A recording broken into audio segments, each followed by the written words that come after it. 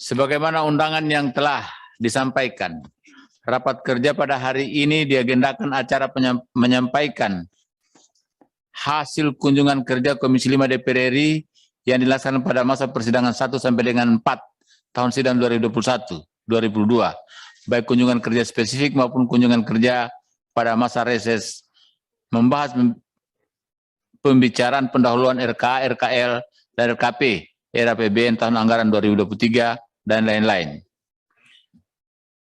Saudara Menteri, pimpinan dan anggota Komisi 5 DPR RI yang kami hormati, sesuai dengan jadwal yang disusun oleh Badan Anggaran DPR RI, setiap komisi dialokasikan waktu untuk membahas pembicaraan pendahuluan RAPBN tahun anggaran 2023 dan RKP tahun anggaran 2023 bersama dengan kementerian atau lembaga mitra kerja yang hasil pembahasannya akan disampaikan secara tertulis kepada Badan Anggaran DPR RI untuk disinkronisasikan tanggal 10 Juni 2022. Terkait dengan RKP dan pembicaraan pendahuluan RAPBN tahun anggaran 2023, pemerintah telah menyampaikan dokumen kerangka ekonomi makro dan pokok-pokok kebijakan fiskal tahun 2023.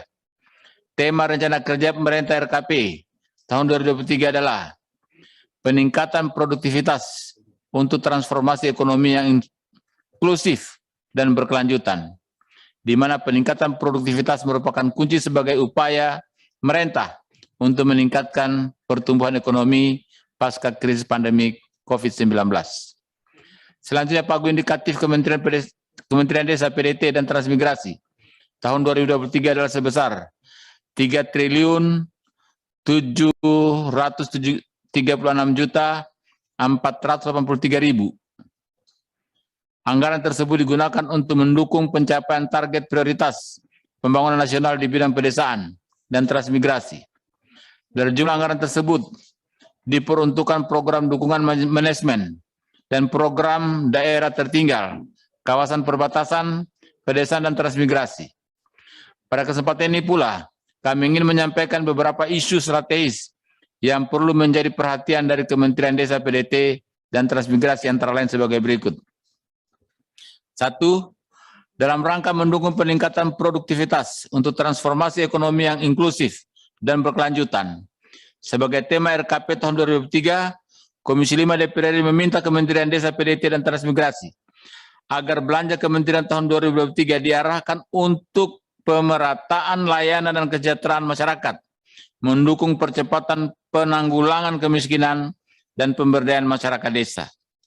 Kedua, perlunya mendorong berbagai faktor yang dapat mendukung percepatan pembangunan daerah tertinggal, antara lain peningkatan dukungan kebijakan fiskal, memperbaiki tata kelola sumber daya alam, meningkatkan kualitas SDM, memperkuat sinergi antara pusat dan daerah, serta mendorong stakeholder untuk berpihak pada pengembangan infrastruktur di daerah tertinggal untuk mengurangi keterisolasian. Ketiga, kegiatan pemberdayaan masyarakat desa, utamanya melalui BUMDes, agar lebih diperkuat dalam rangka meningkatkan pertumbuhan dan penguatan kelembagaan ekonomi masyarakat desa. Untuk mewujudkan hal ini, maka dibutuhkan peningkatan kapasitas pengelolaan BUMDes, peningkatan dukungan sarana dan prasarana, serta pelatihan inovasi produk bagi pengelola BUMDes. Dan sementara yang keempat adalah perlunya tenaga pendamping desa yang memiliki kompetensi dan profesionalitas, terutama dalam pemanfaatan dana desa sesuai dengan prioritas dalam rangka mewujudkan desa maju dan mandiri. Oleh karena itu, kami harapkan agar dalam proses penyusunan pagu indikatif belanja, Kementerian atau Lembaga Mitra Kerja Komisi 5 DPR RI benar-benar dapat memperhatikan dan mengakomodir sarana masukan dari Komisi 5 DPR RI. Saudara Menteri, pimpinan anggota Komisi 5 DPR RI yang kami hormati, demikian pengantar dari kami. Untuk menyingkat waktu, kami persilakan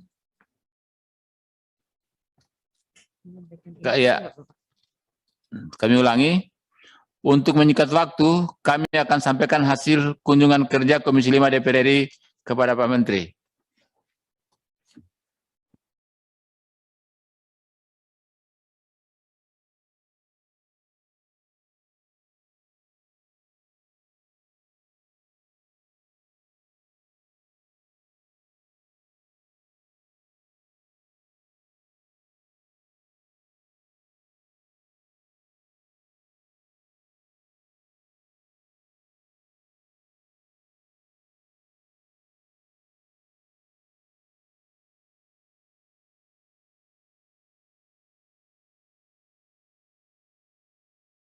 Maaf. Selanjutnya kami persilakan kepada Saudara Menteri Desa PDT dan Transmigrasi untuk menyampaikan penjelasannya mengenai RKL dan RKP dalam era APBN tahun anggaran 2003. Untuk itu, kepada Saudara Menteri kami persilakan.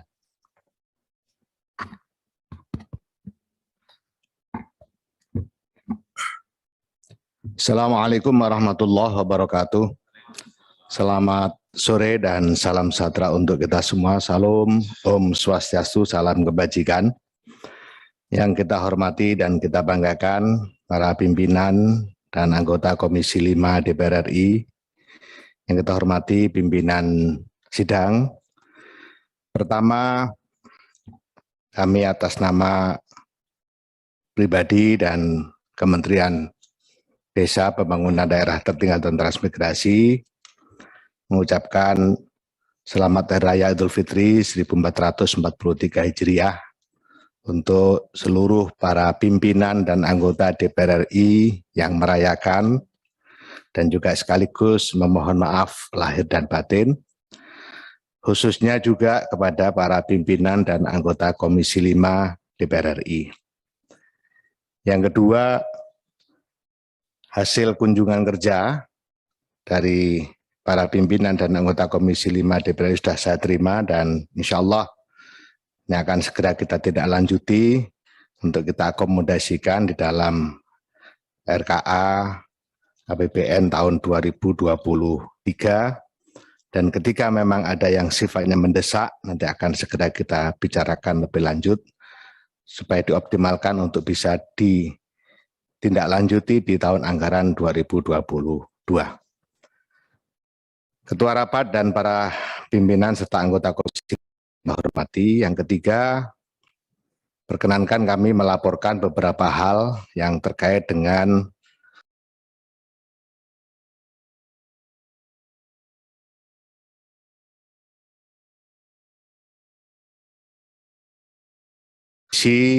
realisasi dan kebijakan penganggaran tahun anggaran 2022. Meskipun ini tidak masuk di agenda, tapi perlu kami laporkan karena di tahun anggaran 2022 ini ada kebijakan baru yang diambil oleh pemerintah, yaitu automatic adjustment untuk yang kedua. Jadi yang pertama sudah kita laporkan pada saat itu, kemudian dengan surat Menteri Keuangan nomor S458 MK.02/2022 tertanggal 23 Mei 2022 hal penambahan automatic adjustment belanja kementerian lembaga tahun anggaran 2022. Sebelum kami laporkan secara lebih jelas operasionalnya, perlu kami juga laporkan bahwa kondisi kinerja serapan anggaran tahun 2022 sampai dengan 30 Mei hari ini, sama dengan data yang sudah kita kirimkan, data 29 Mei 2022, yaitu realisasinya 26,35%, sedikit di bawah yang direncanakan 31,64%. Meskipun di bulan April kemarin realisasi sudah di atas yang direncanakan. Tentu ini nanti akan ketemu lagi di bulan Juni karena memang ada beberapa kegiatan yang baru terlaksana lagi setelah libur panjang Idul Fitri. Para pimpinan dan anggota Komisi 5 yang saya hormati, selanjutnya kami juga laporkan bahwa automatic adjustment belanja kementerian lembaga tahun anggaran 2022 untuk yang pertama berdasarkan surat Menteri Keuangan nomor S1988-MK.02/2021 tertanggal 2 November tahun 2021 hal automatic adjustment belanja KL, di mana blokir pencadangan anggaran sudah ditetapkan saat itu 5%. Sebelum ditetapkan sudah diberi negara kementerian lembaga dan menyiapkan 5% untuk blokir pencadangan anggaran. Sehingga total waktu itu ada 137.711.002 rupiah. Kemudian tahap yang kedua, yang hari ini sedang berproses juga, besok hari terakhir surat resmi dari Kementerian Desa harus sudah masuk ke Kementerian Keuangan, dan pasti akan segera kita masukkan, karena kalau tidak kita masukkan nanti akan dilakukan blokir sepihak dan itu akan kurang sinkron dengan apa yang menjadi arahan Komisi 5 dan program prioritas di Kementerian Desa. Maka insya Allah besok surat resmi akan kita luncurkan, di mana blokir pencadangan anggaran yang kedua ini didasarkan pada surat Menteri Keuangan nomor S458 /MK.02/2022 tertanggal 23 Mei 2022 hal penambahan automatic adjustment belanja Kementerian Lembaga tahun anggaran 2022, di mana untuk tahap kedua ini kita di plotting, bukan 5%, dan bukan dalam bentuk persentase, tapi di plotting, dihitung dari sana, blokir pencadangan anggaran sebesar 196.430.377.000 rupiah, di mana blokir bersumber dari belanja. Yang pertama sumber dana rupiah murni, yang kedua di luar belanja pegawai dan belanja barang operasional, yang ketiga di luar belanja anggaran pendidikan, yang keempat di luar belanja Perlinsos, PBI, Bansos PKH, Bansos Kartu Sembako, atau program untuk melindungi masyarakat miskin. Yang kelima dapat mencakup belanja non-operasional yang belum dilakukan penandatanganan kontrak per tanggal 25 Mei 2022 dan juga dapat mencakup belanja modal yang belum dilakukan. Nah, sumber-sumber inilah yang nanti akan kita sisir dalam waktu yang tidak lama untuk memenuhi surat Menteri Keuangan terkait dengan automatic adjustment sebesar 196.430.377.000 rupiah untuk penambahan belanja subsidi. Ini yang akan dimanfaatkan ke sana. Para pimpinan dan anggota Komisi 5 yang saya hormati, selanjutnya kami laporkan RKP dan pagu indikatif tahun anggaran 2023. Tema dan arah kebijakan RKP tahun 2023, sebagaimana tadi sudah disinggung oleh pimpinan sidang, yaitu peningkatan produktivitas untuk transformasi ekonomi yang inklusif dan berkelanjutan. Sedangkan arah kebijakannya secara umum, yaitu percepatan penghapusan kemiskinan ekstrim, peningkatan kualitas SDM kesehatan dan pendidikan, penanggulangan pengangguran disertai dengan peningkatan decent job, mendorong pemulihan dunia usaha, revitalisasi industri dan penguatan riset terapan, pembangunan rendah karbon dan transisi energi, respon terhadap perubahan iklim, percepatan pembangunan infrastruktur dasar, antara lain air bersih dan sanitasi, serta pembangunan ibu kota Nusantara. Sedangkan peran Kementerian Desa, Pembangunan Daerah Tertinggal dan Transmigrasi dalam mendukung kebijakan Major Project RKP 2023, yang pertama terkait dengan percepatan penghapusan kemiskinan ekstrim. Di sana ada sistem jaminan sosial, modernisasi pertanian, pemerataan pembangunan, sedangkan dukungan Major Project-nya untuk dari Kementerian Desa adalah BLT Dana Desa, peningkatan sentra pangan di kawasan transmigrasi. Kemudian yang kedua, peningkatan kualitas SDM, kesehatan dan pendidikan. Dukungan Major Project-nya dari Kementerian Desa adalah konvergensi stunting di desa, pendidikan vokasi bagi masyarakat melalui pelatihan di Balai Latihan Masyarakat.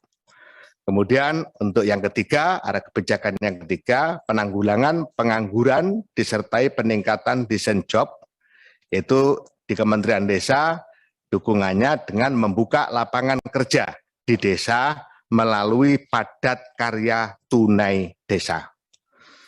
Yang keempat, arah kebijakan bangunan yang keempat, mendorong pemulihan dunia usaha. Untuk dukungan Major Project di Kementerian Desa adalah revitalisasi BUMDes atau BUMDesma, dan yang kedua pengembangan desa wisata.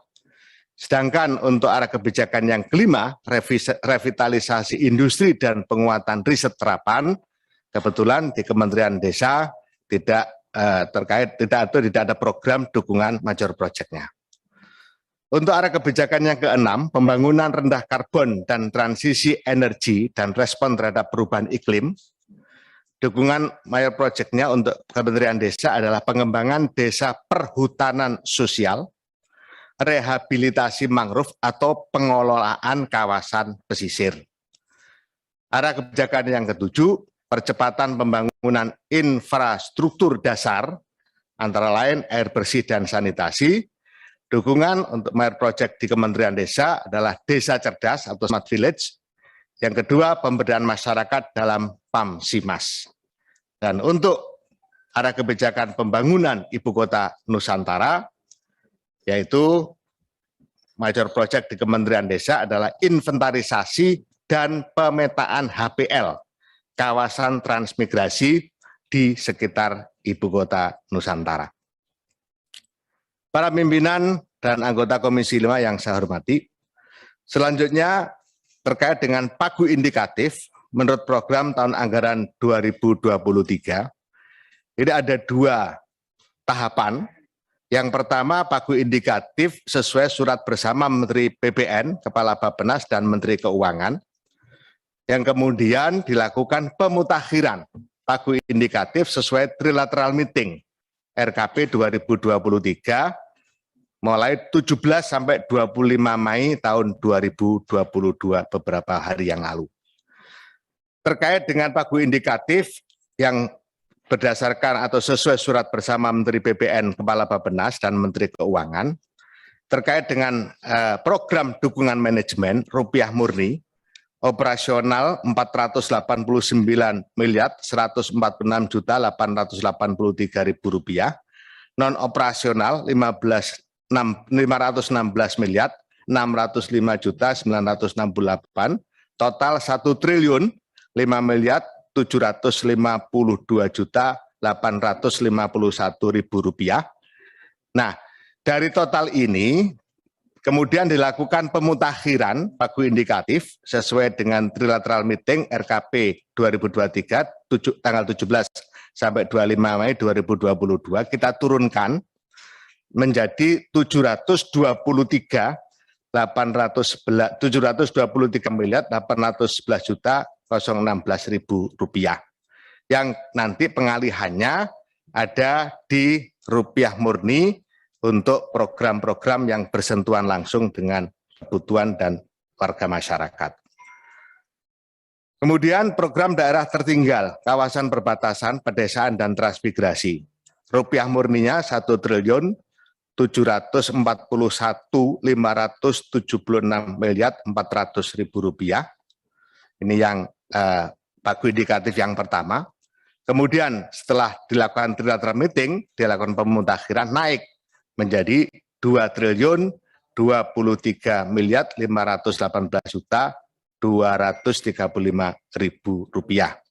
Kemudian untuk hibah luar negeri tidak ada perubahan, baik dari sejak surat bersama Menteri Keuangan, BPN dan Keuangan, sampai pada pembahasan trilateral meeting yang 17 sampai 25 Mei, tidak ada perubahan sama sekali. Sehingga total masih sama 3.736.483.000 rupiah. Bapak Ibu sekalian, para pimpinan dan anggota Komisi 5 yang saya hormati, sedangkan pagu indikatif menurut unit kerja eselon 1 tahun anggaran 2023, yang pertama Inspektur Jenderal, gaji 20.612.928, operasional 4.200. Bapak Ibu sekalian, para pimpinan dan anggota Komisi 5 yang saya hormati, adapun output prioritas kementerian tahun 2023, sebagaimana bisa kita lihat, sarana prasarana desa wisata, 120 desa, total 56,9 miliar, pengendalian penggunaan dana desa, 74.960 desa, 5,5 miliar. Penanganan konvergensi stunting 360 kelompok 15,9 miliar.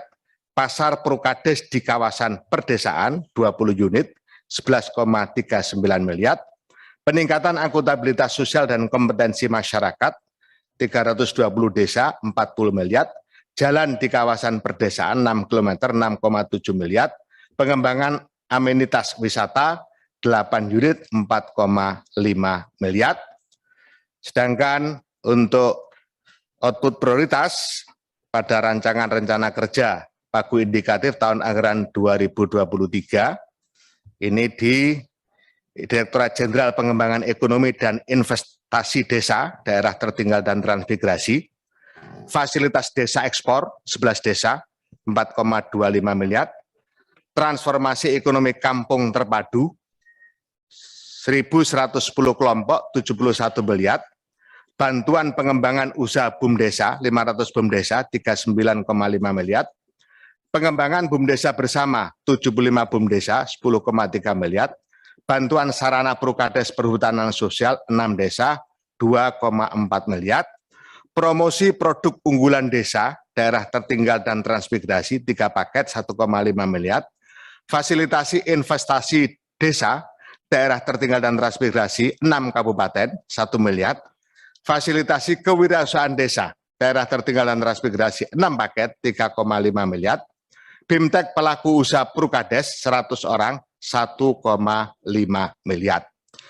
Berikutnya pada Direktorat Jenderal Percepatan Pembangunan Daerah Tertinggal.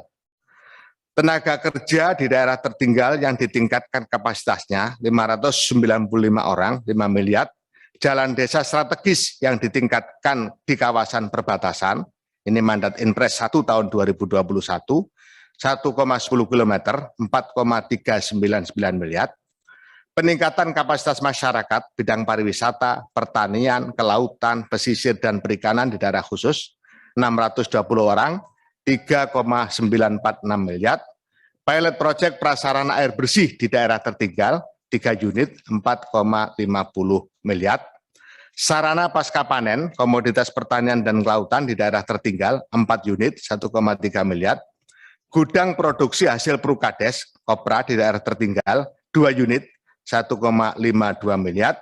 Sarana pengelolaan kawasan pesisir, pengelolaan produk turunan mangrove 8 unit 2,75 miliar. Embung di kawasan perbatasan negara, mandat Inpres 1 tahun 2021, 2 unit 3,178 miliar. Bapak Ibu para pimpinan dan anggota Komisi 5 yang saya hormati, selanjutnya output prioritas untuk Direktorat Jenderal Pembangunan dan Pengembangan Kawasan Transmigrasi.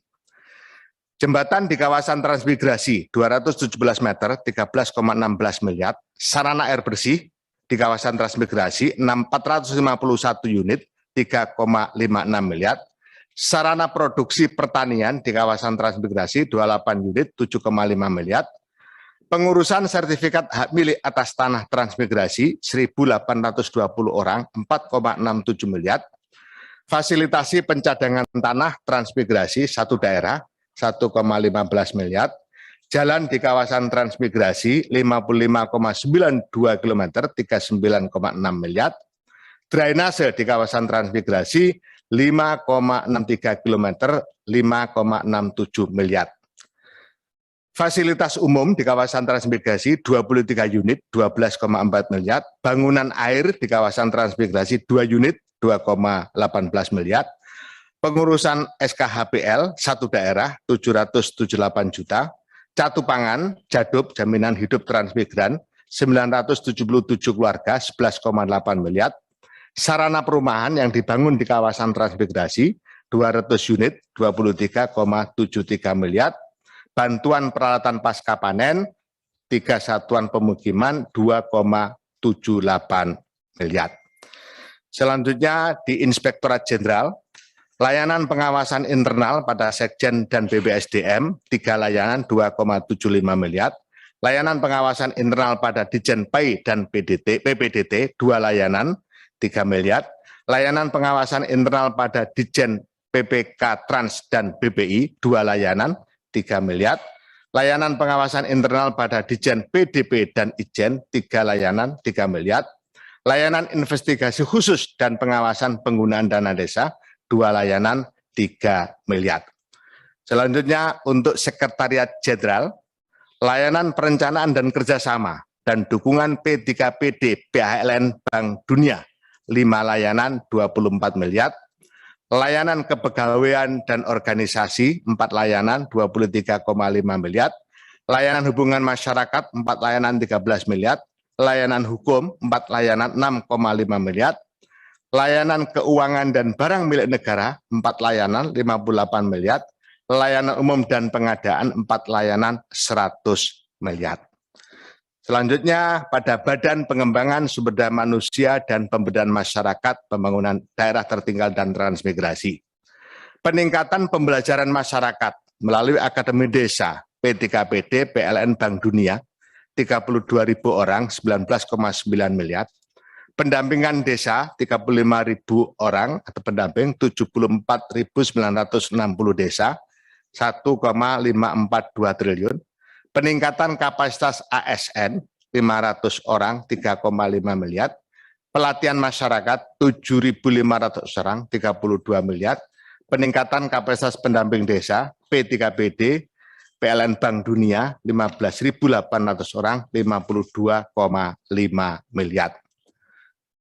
Badan Pengembangan dan Informasi Desa Daerah Tertinggal dan Transmigrasi Background Study RPJMN 2025-2029 dan RPJPN 2025-2045 bidang desa, daerah tertinggal dan transmigrasi 6 dokumen 3,25 miliar. Layanan data dan informasi, pengembangan sistem dan teknologi informasi 3 layanan 5,36 miliar. Layanan jaringan komunikasi data 1 layanan 9,2 miliar. Pengembangan desa digital melalui Smart Village P3PD PHLN Bank Dunia 1.000 desa 43,2 miliar. Bapak Ibu para pimpinan dan anggota Komisi 5 yang saya hormati, selanjutnya terkait dengan lokus kegiatan pada rancangan rencana kerja pagu indikatif tahun anggaran 2023 di pertimbangan lokus kegiatan ada pada yang pertama mandat RPJMN 2020-2024, rencana kerja pemerintah tahun 2023, direktif atau arahan presiden, yang keempat prioritas kementerian, rencana strategis Kementerian Desa, Pembangunan Daerah Tertinggal dan Transmigrasi tahun 2020-2024, juga hasil kunjungan kerja dan aspirasi dari mitra Komisi 5 DPR RI. Dan untuk kepentingan akomodasi dan aspirasi sesuai dengan aturan yang ada di Kementerian Keuangan diharapkan pada tanggal 3 Juni lokus kabupaten itu sudah masuk dalam Kresna Renca tahun 2023. Para pimpinan dan anggota Komisi 5 yang saya hormati, demikian yang bisa kami laporkan pada rapat kerja hari ini, dan tentu detailing atas seluruh output prioritas pada rancangan rencana kerja pagu indikatif tahun 2023 yang sudah saya sampaikan tadi, kami harapkan untuk bisa dicermati dan dilakukan pendetailan pada saat rapat dengar pendapat dengan Kementerian Desa, Pembangunan Daerah Tertinggal dan Transmigrasi. Demikian, mohon arahan lebih lanjut, kurang lebihnya mohon maaf. Assalamualaikum warahmatullahi wabarakatuh. Salam. Makasih Pak Menteri. Ini anggaran cuma 3 triliun lebih sedikit, tapi luar biasa penjelasan Pak Menteri juga begitu detail saya lihat nih.